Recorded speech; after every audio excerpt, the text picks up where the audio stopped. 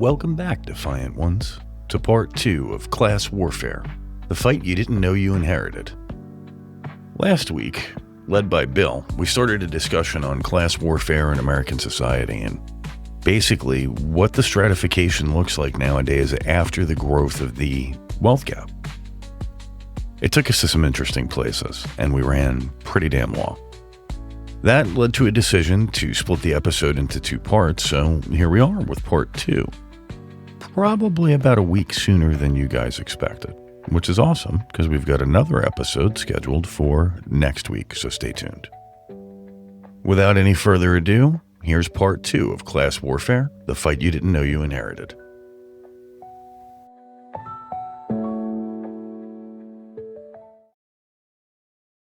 Pull yourself up by your bootstraps originated in the 19th century as a phrase intended to signify an impossible task. By the early 20th century, its meaning had evolved to describe the achievement of success through superhuman effort and determination.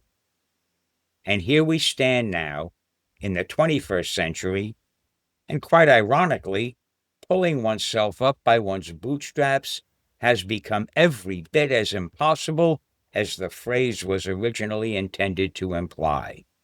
After all, if one cannot afford boots to begin with, to what will you even attach your worthless bootstraps?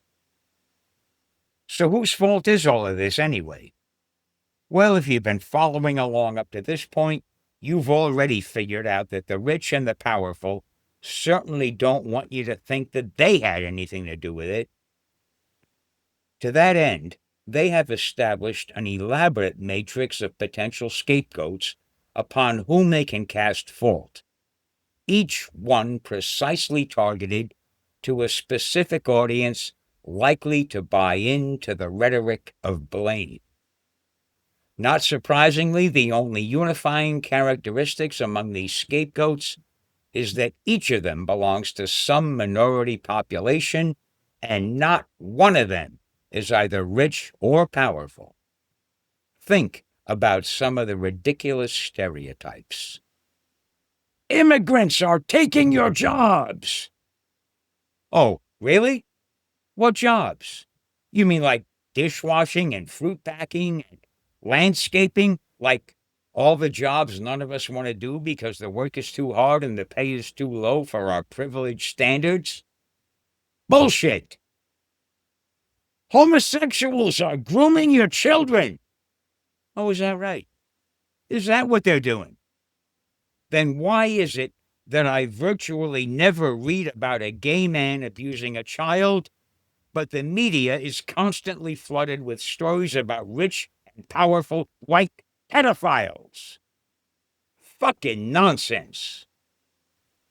Listen, I mean, really listen to some of the dozens of their absurd assertions, then stop and think and try to reconcile them with actual facts. If your brain begins to hurt after just 5 or 10 minutes of this exercise, then you're on the right track. That's the truth, because, wow, it gets painful. You know, the mental hoops that you have to go through to believe some of this stuff that we hear from the other side of the fence. Not even the conspiracy theories, just the basic beliefs, you know. I hear all of the time, liberals are for open borders. What? What? Who the hell told you When that? did that happen? Yeah. Fox News. I knew the answer. I hear all of the time that, you know, places like Portland and New York and LA are just swamped with fire and under clouds of smoke between riots and the uprisings, the unrest and the crime and the looting. And there are people who believe this. No matter how many people. The rest of us who live in these places are like, where? And what's even more infuriating is that, like, we have things like TikTok and everybody can record on their phone immediately. And even when people in these so-called riot-torn states are walking around posting videos, here's a quiet street where we're supposed to be rioting and looting. we're at the point now where even the media will try to shut that down. TikTok will not show those videos, but will show more videos when there was a protest or something. It's this, again, echo chamber of lies. Yeah. And it's getting weirder and weirder in terms of who filters what, because after Trump was elected to office, everybody changed their rules and their standards and their guidelines and their terms of service. So I guess where we go from here is the big question, Bill. It's what do we do? What are the strategies that we can use as people to fight this fight that we were born into and didn't even ask for? We need to talk about financial literacy. We need to talk about skill building. We need to talk about self-advocacy, and all of our options get narrower and narrower as the days go by. Let's kick it off with financial literacy, with a big picture story that may shine some light on how the rich and powerful subtly tailor their messaging to ensure the dollars keep flowing up the food chain and not down. Over the past century, the U.S. economy has evolved from production-based to consumption-based. This is due to many local and global factors, and it is not necessarily a bad thing. Rather than focus on the reasons, let's look at how political and corporate messaging has evolved in tandem. Throughout much of the 1900s, the motto was build, build, build. It kept workers in factories, construction humming, and profits flowing. And even bankers were able to seize upon the opportunity, introducing the 30-year mortgage, so they could make huge sums of money on all those newly constructed homes. As those factories and manufacturing jobs slowly began moving overseas, once again, in the name of profit, the messaging morphed into buy. With the influx of relatively cheap goods, consumers had to be persuaded to drain their pockets and push those pennies up that food chain. And those clever bankers, they were right on board again with the advent of consumer credit. Buy now, pay later. Until everything from housing to transportation to education, and in the worst case scenarios, even food, was providing the credit issuers unbounded profits. This is, if not the first, then certainly one of the most important lessons of financial literacy. Credit is the economic equivalent of the double-edged sword. It can be an invaluable tool or a fully loaded pistol in a single-player game of Russian roulette. Learn the rules of the game before you agree to play. And don't, for God's sake, don't ever assume the rules are in your favor. This lit something up in my head. I had a moment a couple weeks ago where I saw something online that completely blew my mind. I was looking at Instacart. I was making a grocery order. And one of the payment options for Instacart was buy now, pay in full. Boom, boom. There you go. We have actually hit the stage where grocery stores are offering lightweight credit at checkout because that's how easy it is to afford food. And that's how hard it is to afford food in America. I was absolutely blown away. And I got to thinking about all the people that are probably using this and actually paying interest on their food. And wow, just it's that moment of capitalism has gone way too fucking far, guys.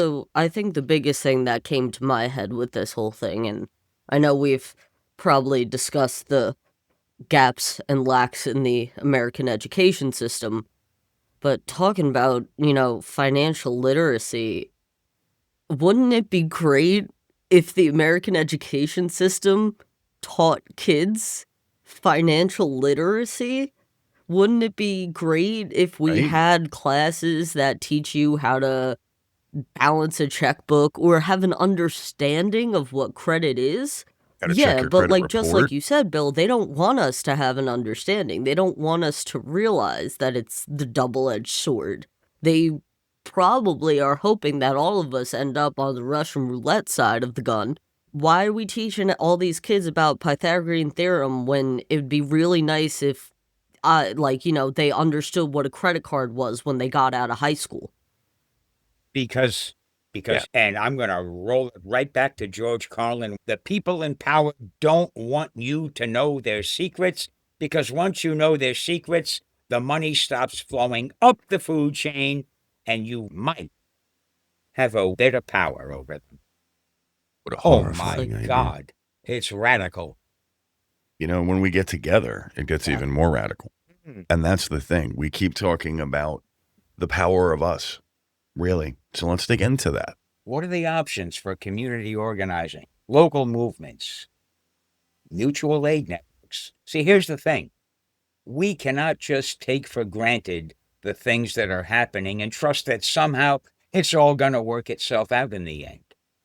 Because the one thing that hardly any government throughout history has ever done is give back the power that it took. If we give them these things, our rights, they will be out of our hands for good, and it will not stop. That's some scary shit. Doing nothing is not a viable option. It's a choice, yeah, but that's really not an option. Stand up and make your voice heard. You're not alone. You just have to find the people who share your feelings and unite with them. And together we are legion. And I think another we're- thing too, when we're talking about community building, like local movements, mutual aid, don't forget that teaching can be part of that. Some people still do book clubs at their house, right? If Mhm. you have a couple people who understand credit, why don't you take a couple nights a week and talk to your friends and be like, how many of y'all really understand what your credit card's doing? How many of you understand the interest? You And know, just sit and, I don't know, have wine, have a beer, whatever, sit and figure it out together. where I see it is the elderly folks, and people don't expect this. They don't see it coming. But you go to a senior, you talk to people in the senior community, and you're like, what are you doing Tuesday night? And you think the answer is going to be sitting home watching TV, being sad about the last Bingo. 70 years. And you're like, no, I'm going to Auntie Gemma's investment club, and then Thursday I have book club. And I'm like, wow, why don't we do this stuff? Yeah. You know, as younger people, why don't we think of these things before it's a necessity Yeah. to because we're fill our too lives? goddamn busy by Yeah. the world we live in. Which is true. Bingo. I still think it's important that we try to make time to come together and teach each other and uplift each other. That's what the people in power don't want. At this point, we're all working so hard to just try to survive. Let's try to survive together. Amen. Yeah, absolutely.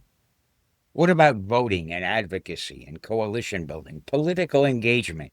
And this is the really, really difficult part. Because how do you engage meaningfully in a two-party system where both parties, by and large, are funded by and guided by the elites that you hope to challenge? This is where the rubber meets the road. This is where you actually have to get to work, do the granular research, and dissect each candidate's positions on each topic until you are certain that you know which one most closely aligns with your own.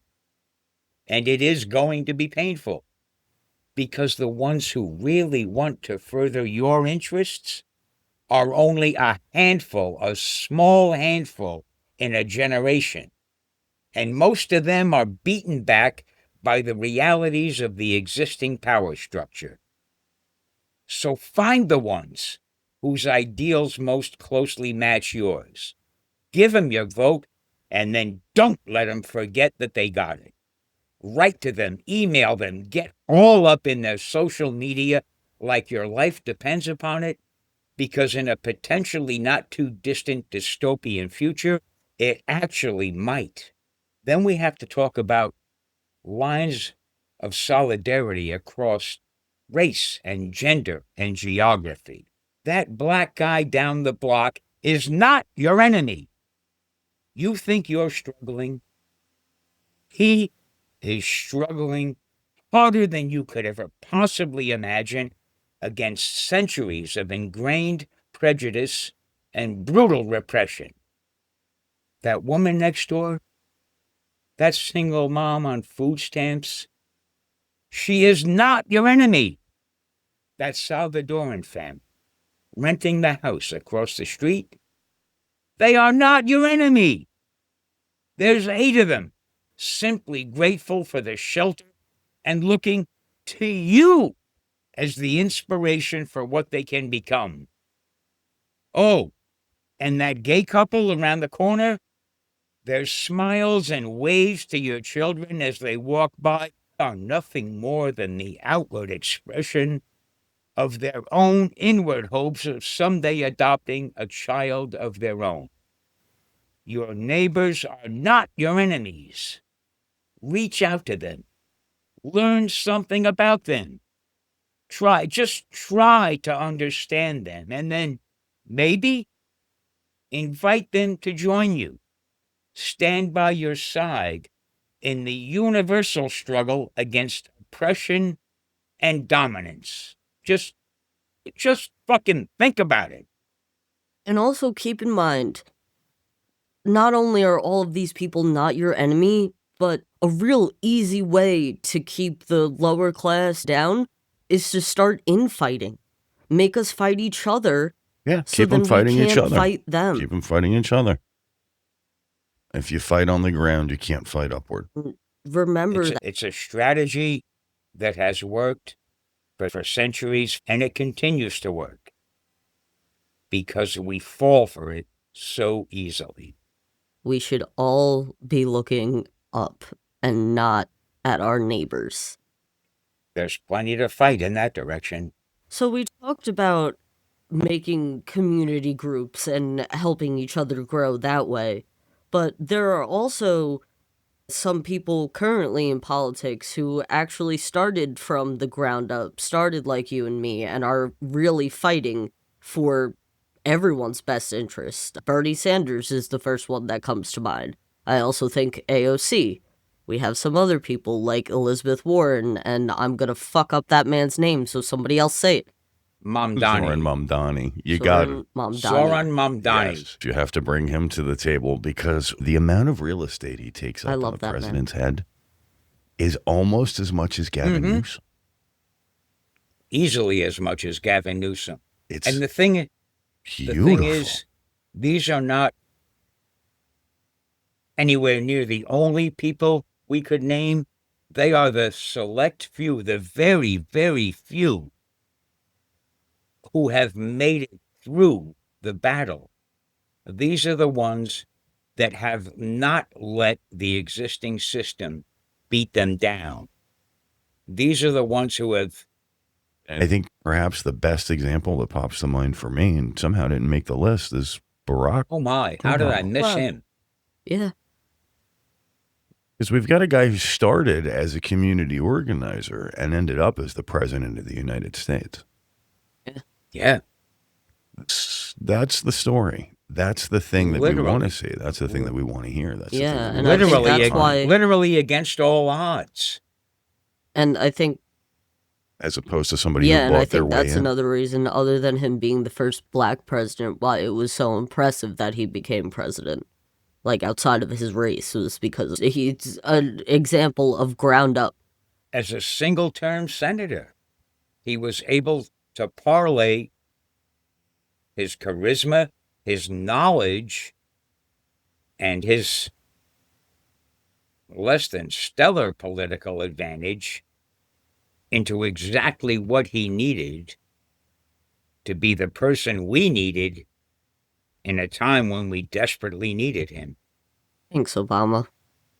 You know, I think the saddest thing, really, when I think of Obama in retrospect, is just how well he represented the interests of the American people to the best of his ability, anyway. And just how lost that idea has become on current presidents. And he was also, to some extent, a tool of the elite in the fact course. that he could not have gotten where he was if he didn't play their game and work with them.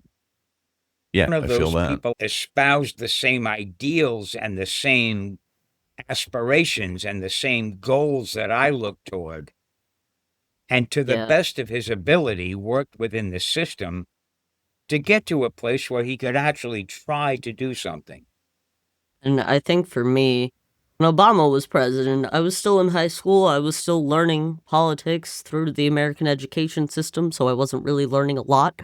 You know, I was trying to learn, but when I think about Obama, like, I think the most significant thing for me is always the legalization of gay marriage, which, you know, now is being threatened again. Really, But, it was more the Supreme Court well, at the like, time. I was in high school. And now we've got Yeah. a Supreme Court with a slightly different Yeah. structure that's signaling that they may revisit that But precedent. that was Yeah. a president who did care about the American population. What inspiration, if any, do we have?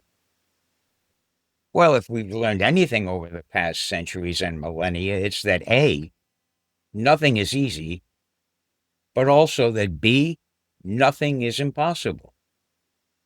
The French Revolution, the American Revolution, the workers' revolts, the civil rights movement, the anti-war movement, none of them, not one, resulted in a perfect solution, but each one of them moved us at least incrementally toward a better path than the one we had been following. And just a couple of weeks ago, early September, the people of Nepal, a tiny South Asian nation, they were finally done with rampant corruption and nepotism and lavish displays of ill-gotten wealth, not to refer to anybody in our current political climate. We have the best gold. We have the best gold in our White House. The people of Nepal unseated a long-entrenched government. They upended its established structures and even disbanded entire political parties in only 5 days. Led primarily by the young people of Gen Z, they literally demolished and rebuilt their nation, holding, this is the best part, holding free and open elections on Discord to select their new prime minister, a woman, one of their Supreme Court justices. And they accomplished all of this in less than 1 week.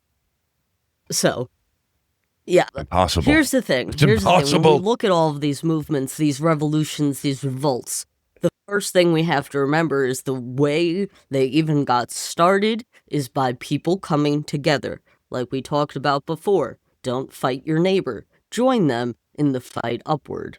But also, I do have to say, Gen Z is ruthless in the best way possible. God bless them. Like, you know, I would agree. for all the things we make fun of them for with their fucking skibbity toilets and their labubu's, when they want something, damn, do they know how to get it. Teeth. Figure out that, like, you know, talk about an internet generation. They take the internet, use it to get the change that they want. And, you know, we really could all take, like, a lesson from Gen Z in the way they unapologetically demand equal rights. And Gen Z is today's answer to the kids like me from the 60s who took sit-ins and nonviolent protests and accomplished things that we really shouldn't have been able to accomplish. I would have hoped that those accomplishments would have carried on further in history, but there's always some backsplash, I guess. Sometimes it's one step forward Yeah. and two steps Yeah. back. another thing about Gen Z is that they seem to have an understanding, like Gen Z, does go out of their way to educate themselves outside of the American education system with the way that they use the internet. But Gen Z also is aware that a lot of, your generation who were part of the anti-war movement or stuff like that, Gen Z realizes that a good handful of them ended up as the Republican conservative adults. And I think Gen Embarrassing. Z is very hyper aware that they want the change and they want it to last. Yes, and I think they're very wary of, honestly, older generations' approaches to the thing. Not so much the people, although I think they're wary of the people too. But I think they're wary of the approaches taken by people prior to them, and they're striking new ground, Mhm. finding new ways to do it. And that brings us to a place where we have to talk about the future, because we've got the path we're on. We've got varying paths we could be on. And we've got, these kids leading the way that are bright and brilliant and kind of our future. And, where's it Do all we going? stand behind them?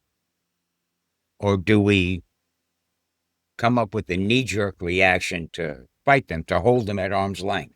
It's easier than ever to imagine the dystopian future where all of this is leading us. We've all watched the mini-series or read the books or seen the movies, and it's pretty damn frightening. But it is not inevitable.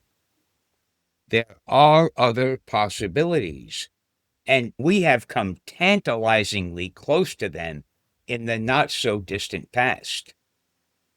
Consider the fact that just 50 years ago, after only 3 decades of taxing the rich to the tune of 80 or 90%, a policy which was supported by Democrats and Republicans and even businessmen of the time, after just 3 decades of taking that money and reinvesting it into infrastructure, manufacturing, farming, and people, we had created by the early 1970s not only the strongest economy the world had ever seen, but the smallest wealth gap between classes that history had ever seen, and the least polarized political system that our nation had ever seen. Things were so good, in fact, that serious economists, at least 2 of them, were predicting that with the advent of computers and technology on the horizon, we might soon be ready to implement a 0-hour work week. My, how times have changed. But the good news is that is precisely what time is. Time is change. The question is, will we be agents of that change or silent victims? So, Bill, you talking about there being a point in time where we had the smallest wealth gap and everything like that.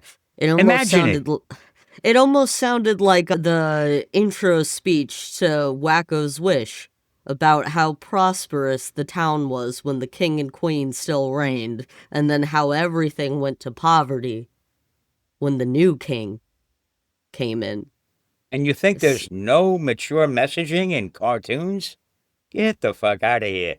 So we all have our hands in this. We all have a role in this. We're all a part of this from birth, whether we like it or not. There's really no way to exempt Even if yourself. we didn't, more than anything else, I am afraid that too many of us have become far too comfortable in our heated and air-conditioned homes, where endless entertainment arrives effortlessly, where our wishes are delivered overnight to our doorstep, where even our goddamn meals can show up boxed and bagged and ready to eat. Some of us don't even have to leave to go to work. In today's world, we are not just stuck in our comfort zones, some of us are actually imprisoned in them. And if I'm not even willing to get up and go out and pick up a goddamn pizza, what are the chances I'm going to get up to go out and fight? I don't want to fight. But the alternative is that I stay in here, snug and comfy, and watch obliviously as the walls close in on me and my comfort zone grows smaller and smaller, and my options become less and less, and my choices become fewer and fewer until one day I'm no longer even allowed to leave. My comfort zone has become my coffin.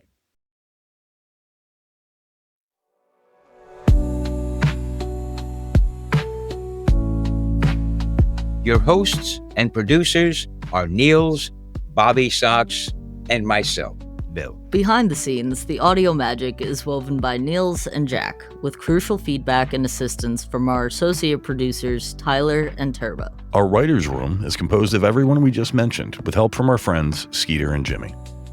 We absolutely could not do any of this without our incredible contributing members, who not only support us, but help steer the ship on episode topics and formatting. Finally, I'd like to thank our freaky little goblins, Jack and Tyler, for sharing every unique and weird meme they see back on up to us and sometimes creating their own.